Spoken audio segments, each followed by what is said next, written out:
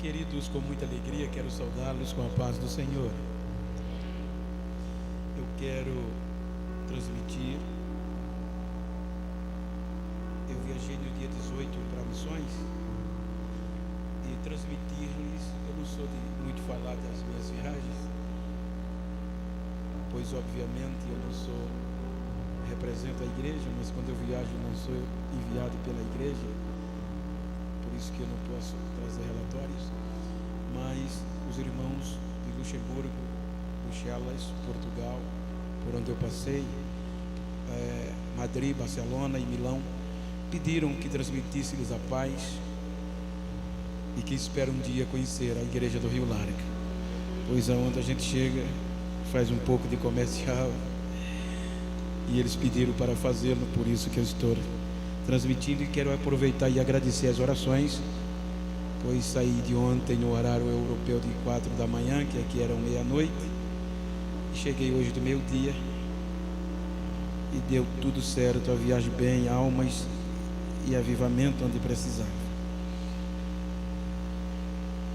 Eu quero ler o texto que está no Evangelho segundo escreveu João, capítulo 9, versículos 32 ao 34.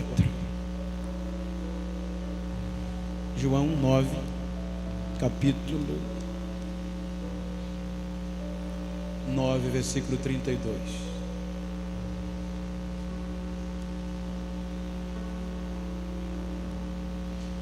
Desde o princípio do mundo, nunca se ouviu alguém ou que alguém abrisse os olhos a um cego de nascença. Se este não fosse de Deus, nada poderia fazer. Responderam eles e disseram-lhe: Tu és nascido todo em pecados e nos ensinas a nós? E o expulsaram-no. Queridos, eu quero tomar por base esse texto, pois aparentemente ele soa como uma mensagem evangelística, mas ela tem uma contundência comprometedora, de convicção tamanha, que eu quero falar-lhe sobre por acaso. Os irmãos vão de convir que nesta época pessoas que tinham algumas deficiências ou que portavam deficiências físicas, sobretudo cego, eram descartados em todas as instâncias, digamos assim. Primeiro, no nascimento. A história diz que quando uma família nascia uma criança, e sobretudo do sexo masculino, que tinha estas deficiências, a maioria dos pais matava-o logo no nascimento, pois não havia futuro. Então a primeira impossibilidade era a família.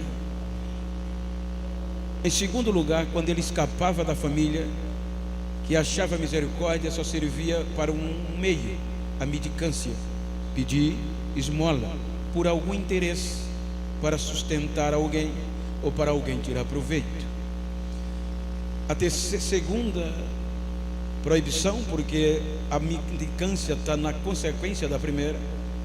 A segunda proibição era social. Ele era descartado pela sociedade, por isso que eram jogados mesmo na beira dos caminhos, nas portas dos templos, porque em todas as instâncias não havia futuro. Em terceiro lugar, diante da religião. A religião que o deveria acolher era a primeira que marginalizava estas pessoas.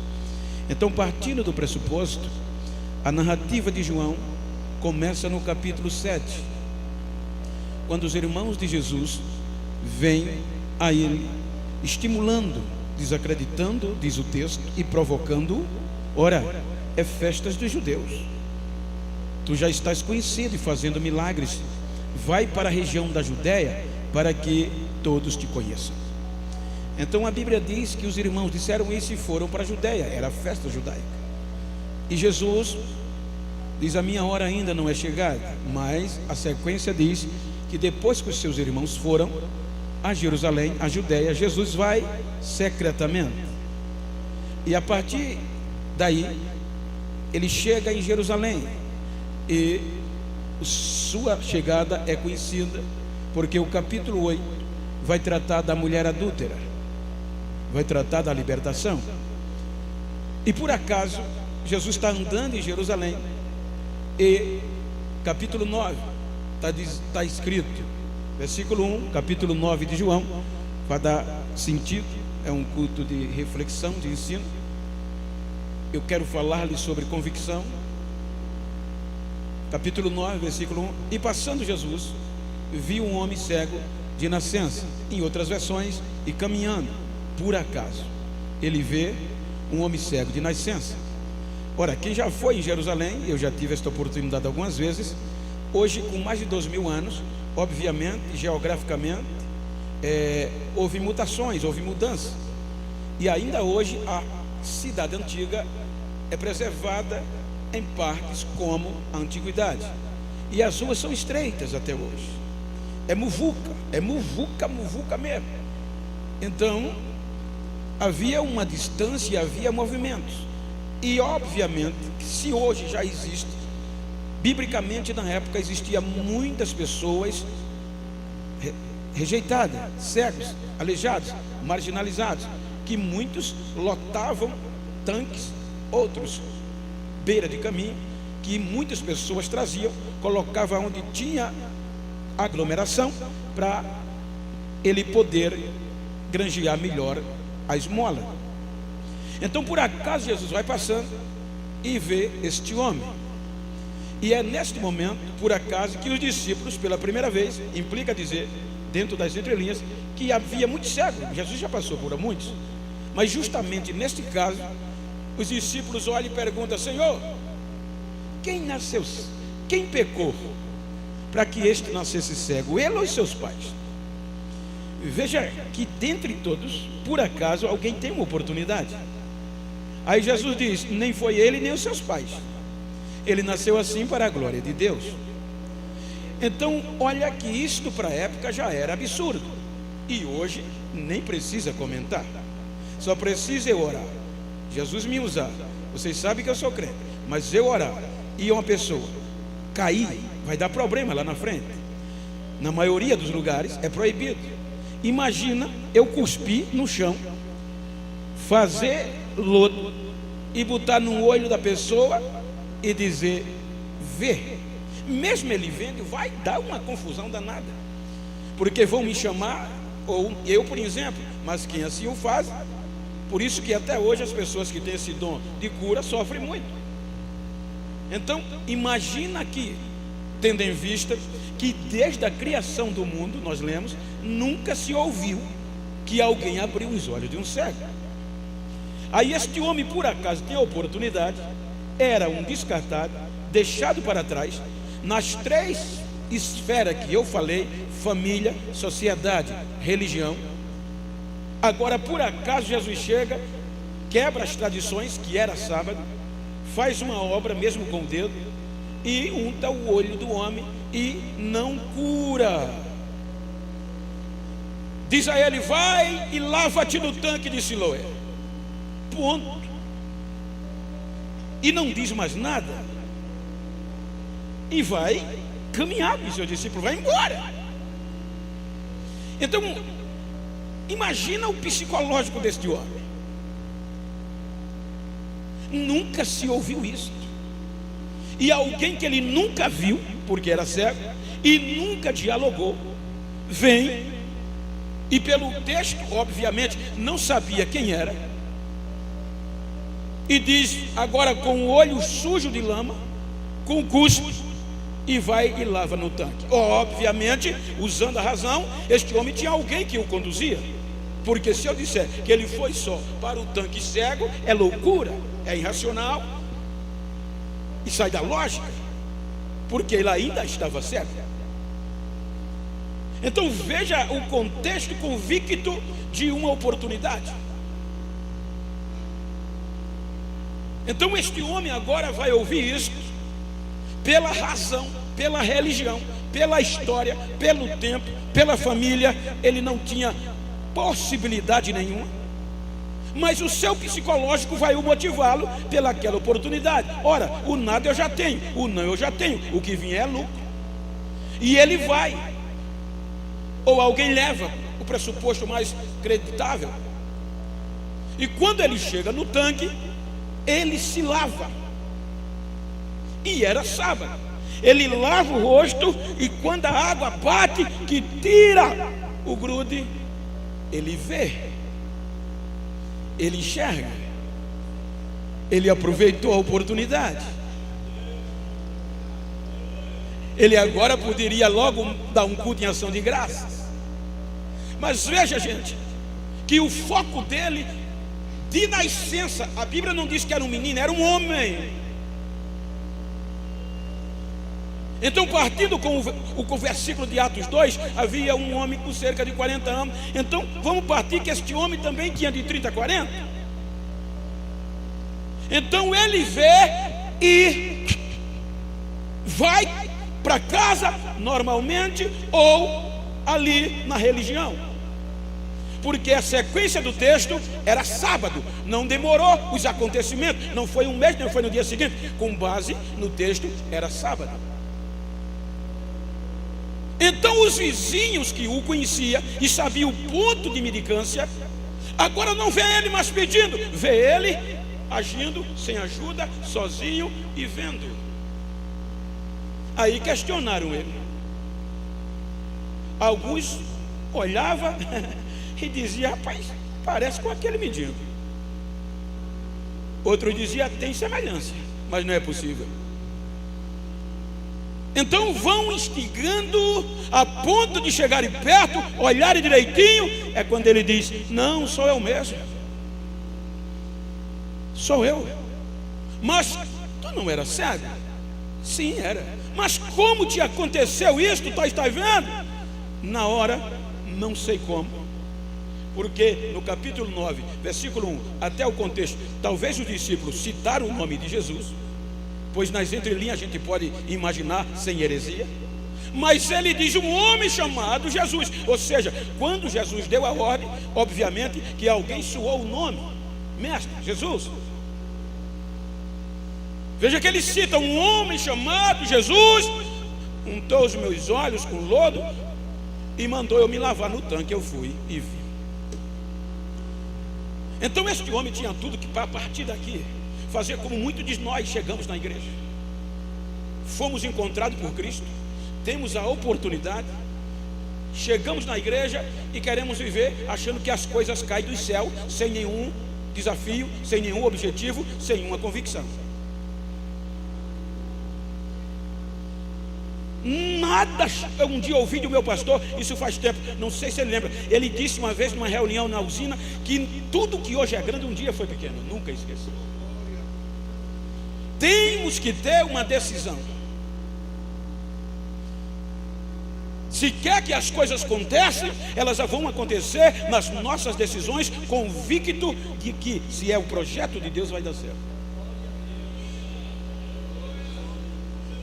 Eu recebi uma chamada de Deus convicta em 94. E ela veio aflorar em 2013. Em 2012 eu saí daqui de um culto, nunca falei isso, veio. E aí, passando na porta, estava dirigindo a igreja de Batista Cioli. Quando eu fui saindo, fui atender algum convite. Estou dizendo isso na visão construtiva, de oportunidade. Aí a irmã Antônia, nossa pastora, me chamou ali na saída e disse: Bento, você não estava domingo no culto, você está esquecendo a igreja? Mas no bom sentido, não foi com maldade, nem foi com repreensão. Eu olhei para ela e disse: me ajude. Com essa carinha de besta que o povo sempre diz: Eugênio parece que está cansado.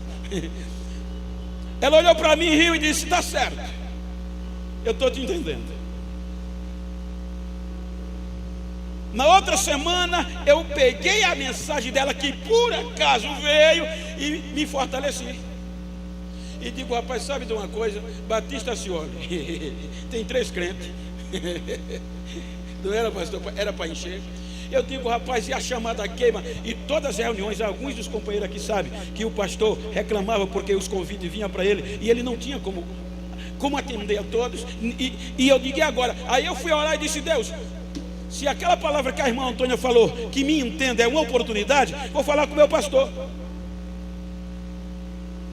Aí cheguei na porta do escritório, bati, e como eu sou servo e não posso passar disso, eu perguntei, pastor, preciso falar com o senhor como amigo, porque como servo eu não posso falar. Porque como amigo eu abro meu coração, como servo eu não posso perguntar o que ele faz ou o que ele vai fazer, porque o servo não tem esse direito, ele é o senhor.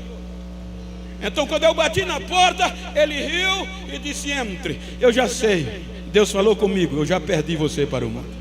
Uma decisão convicta.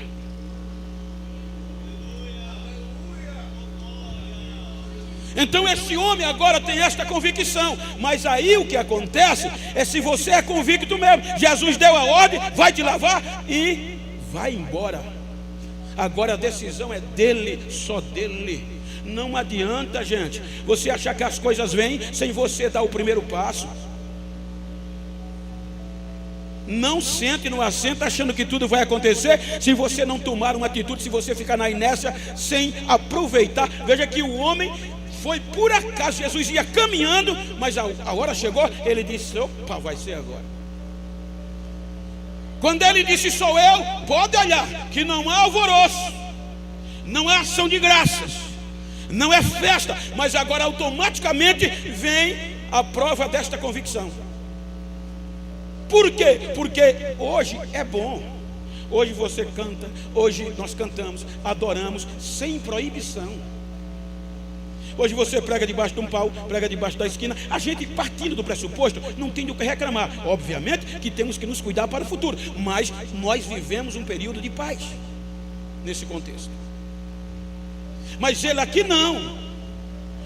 Eu já tive o privilégio de conversar, de chegar perto de um sacerdote judaico. Faz medo até hoje a seriedade dos homens com aquela mitra. Faz medo da seriedade, daquela barba, daqueles vestos escuros. Mas você se assusta só em falar com eles, só de dizer shalom, você se assusta. Imagina aqui que além do susto havia uma proibição de curar-se no dia de sábado, acerca de quebrar protocolo, de perder os direitos assegurados pelo judaísmo. Quando a Bíblia fala de expulsar, era do sistema religioso. Ele perdia favores sociais. Então observe que quando eles dizem, ele diz, foi um homem chamado Jesus. O que é que acontece? Havia um contexto judicial, segundo o dicionário, muitos anos foi comprado, eu comprei aqui, e eu ainda tenho esse dicionário, que haviam 3 proibições para quem fosse curado no dia de sábado, 3 repreensões. A primeira é rifar, que é uma advertência verbal. Então, se alguém dissesse que recebeu um milagre dia de sábado, ou fizesse algo que não fosse tão grave, então ele ia ser chamado. Por isso que, o que é que diz aqui? O versículo, vamos lá, João 9, versículo 13. Ele falou para os vizinhos. Quando ele disse, é Jesus, foi Jesus que me curou, era sábado. Então, em vez dos vizinhos se alegrar, levaram, pois, aos fariseus o que dantes era cego. Isso é grave. Os vizinhos, em vez de se alegrarem, disseram, não, você está errado, é sábado. E os fariseus eram os mais ferrenhos. Eram eles que tratavam dessas causas. Por isso que Paulo diz que era a mais dura e difícil. Eram os fariseus, não é isso? Eles eram cri-cri, pegavam no pé nas tradições e nas convicções. Então, quando os vizinhos souberam, primeiro, não, este homem tem que ser levado para ser julgado. Ele foi curado no dia de sábado. Aí perguntaram, e onde está esse Jesus? Ele disse, eu não sei. Aí piorou. Aí levaram.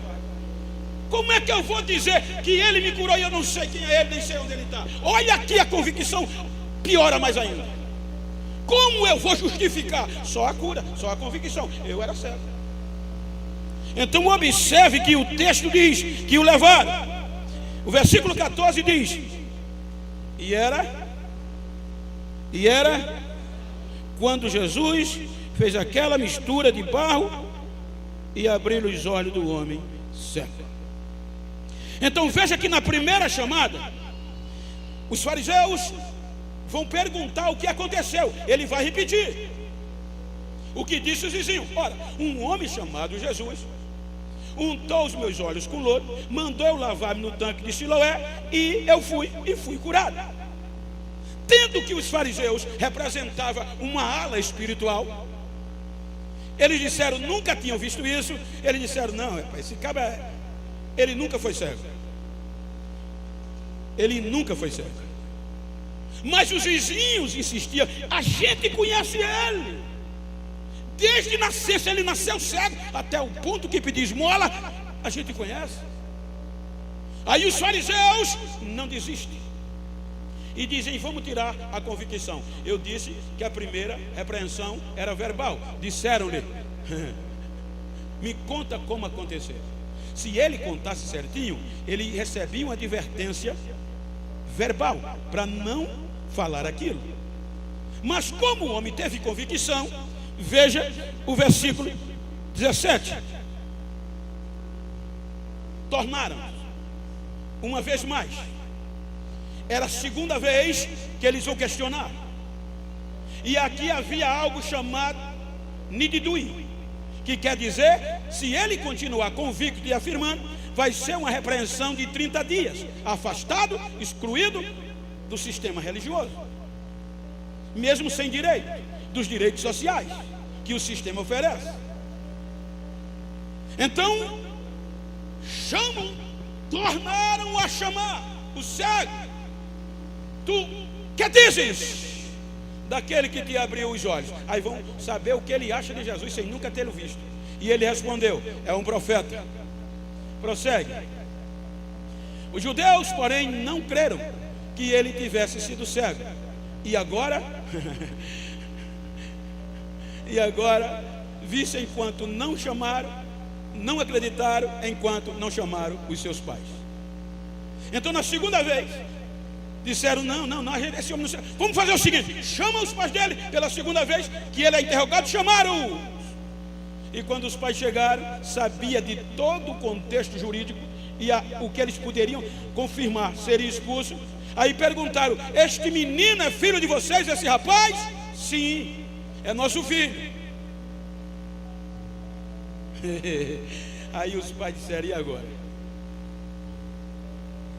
Ele nasceu cego? Vocês testificam? Se ele dissesse que sim, ia cumprir o mesmo processo. Ele é filho de vocês mesmo se nasceu cego? Aí os pais dizem, olha, ele já é de maior. Ele já responde por ele mesmo. Pergunte a ele. E ele vai responder. Os pais não quiseram assumir a responsabilidade, que era grave, mas ele estava tão convicto que não abriu mão. E continua dizendo, foi ele, foi Jesus que me curou. Tenho certeza disso. Convicção, gente. Convicção. A convicção traz os privilégios.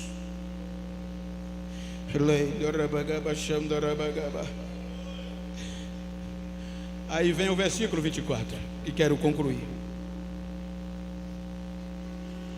Versículo 24 diz o quê? Chamaram-no, vamos lá, gente, chamaram-no.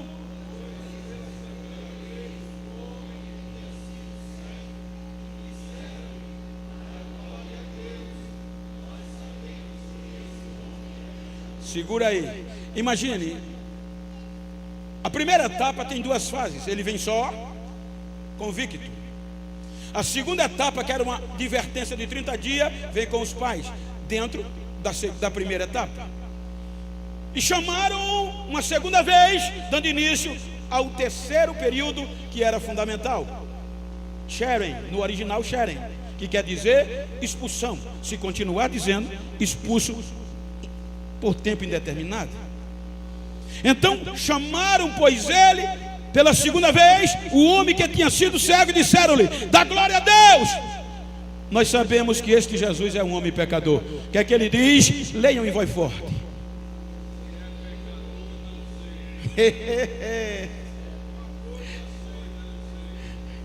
Eu era cego. Aleluia. A gente prega muito isso para os outros, mas às vezes a gente não quer encarar. Essa frase saiu na hora mais difícil, que ele era convicto de que, se continuasse convicto do que recebeu, ia ser expulso. Se já não era nada, agora ia piorar. Porque agora nem puto para pedir esmola ele teria mais.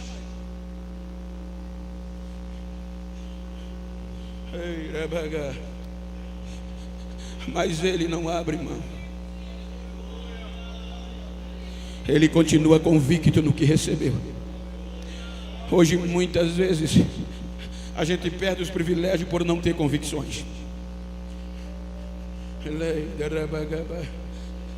Você veja que até hoje eu não esqueço do que o meu pastor disse.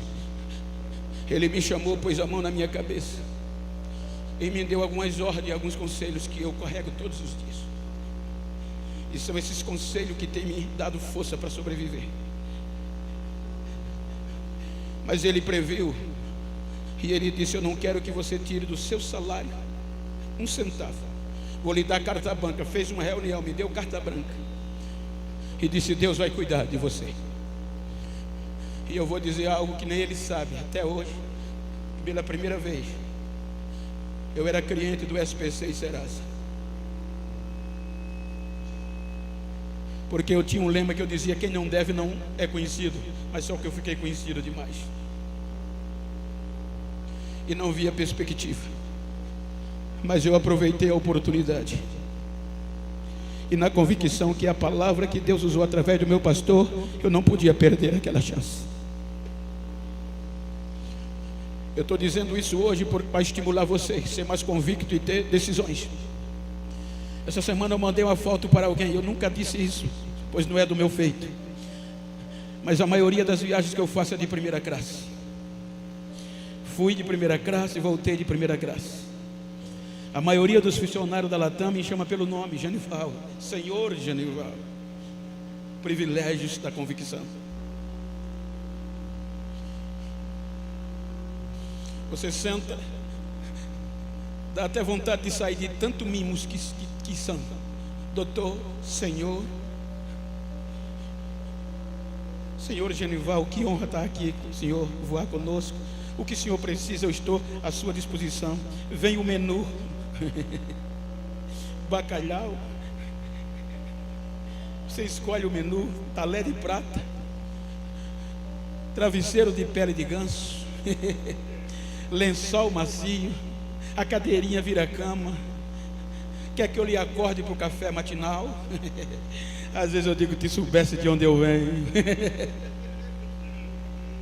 Convicção que Deus é Deus e Ele faz. Ele não nos desampara. A família pode não acreditar, a igreja pode nos descartar, a sociedade pode não acreditar, mas Ele ainda continua o mesmo. Ele ainda dá oportunidade. Nesta última vez, quando ele instiga o homem termina pregando e diz: vocês também querem ser um discípulo dele?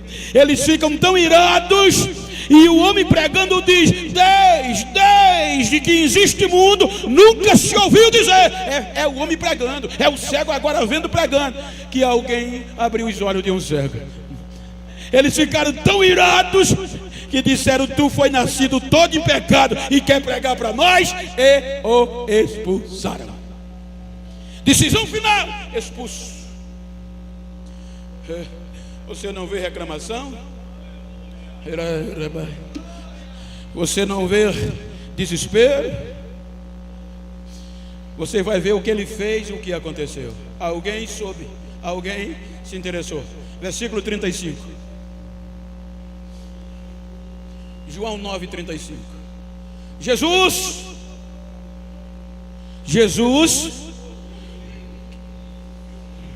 que o tinham expulsado, e vírgula, segura aí, e vírgula, se ouve-se, é que alguém foi lá dizer. Se ouve, alguém falou. Jesus, sabe o que aconteceu? Aquele rapaz que o Senhor mandou, que era cego, estava conformado, já estava acostumado com o desprezo, e o Senhor deu uma chance a ele, mandou ele lavar-se e ele ficou curado. Expulsaram ele do sistema, machucaram até expulsar, porque ele continuou convicto que foi o Senhor que não podia, que curou ele.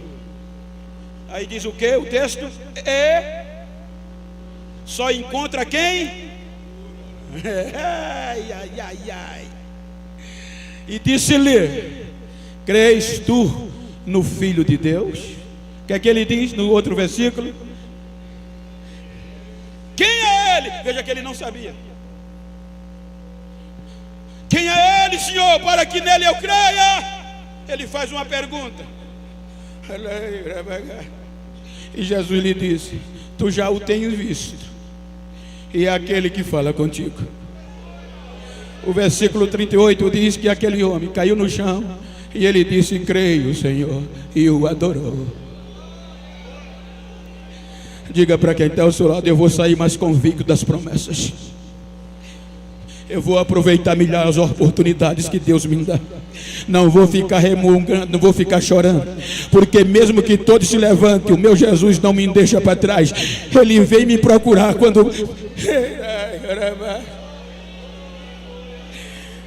Soberano e eterno Pai, em nome de Jesus eu te louvo, glorifico e exalto o teu nome. Renove a fé dos teus filhos, a começar por mim. Muitos que estão aqui me ouvindo, Senhor, precisam desse por acaso, mas não deixe eles desapercebidos, que a convicção no coração deles que o Senhor é fiel. Mas existe um desafio, Senhor, existe uma proposta, que eles venham a entender, e que muitos que estão aqui venham dar testemunhos como eu tenho dado nesta noite, de que o Senhor é fiel. Eu posso até falhar, Senhor, mas o Senhor não. Eu posso até ser ingrato, mas os teus benefícios da graça nunca vai me deixar. Receba esta palavra em nome de Jesus.